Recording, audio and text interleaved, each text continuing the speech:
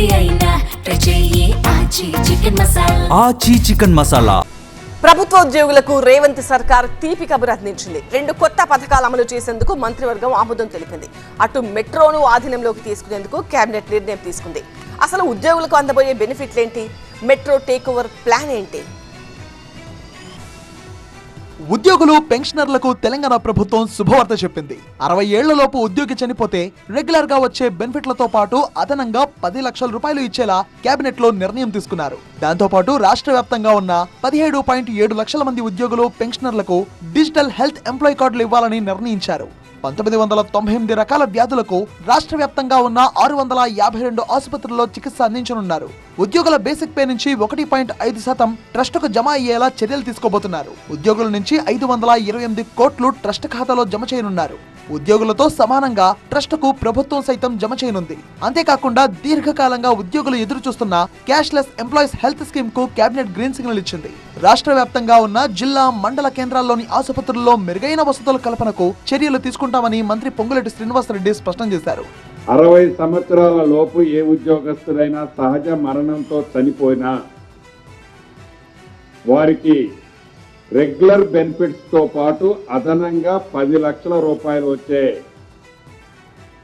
Scheme ని రాష్ట్ర ప్రభుత్వం ఈ రాబోయే 2-3 రోజుల నుంచి అడాప్ట్ చేసే కార్యక్రమం ఒకటి సుదీర్ఘంగా చర్చించిన తర్వాత ఈ నిర్ణయం తీసుకోవడం జరిగింది. హైదరాబాద్ మెట్రో రైలును ఎల్ఎన్టీ నుంచి పూర్తిగా స్వాధీనం చేసుకోవాలని తెలంగాణ కేబినెట్ నిర్ణయించింది. ఈ ప్రక్రియను పర్యవేక్షించడానికి ప్రభుత్వం ఒక మంత్రివర్గ ఉపసంఘాన్ని ఏర్పాటు చేసింది. ఉప ముఖ్యమంత్రి భట్టి విక్రమార్క అధ్యక్షతన ఏర్పడిన ఈ కమిటీలో మంత్రులు ఉత్తమ్ కుమార్ రెడ్డి, శ్రీధర్ బాబు, జూపల్లి కృష్ణారావు సభ్యులుగా ఉన్నారు. వీరు ఎల్ఎన్టీతో చర్చలు జరిపి బదిలీ ప్రక్రియను వేగవంతం చేస్తారు. ఈ టేక్ ఓవర్ మొత్తం విలువ సుమారు 15,000 కోట్లుగా ప్రభుత్వం అంచనా వేసింది.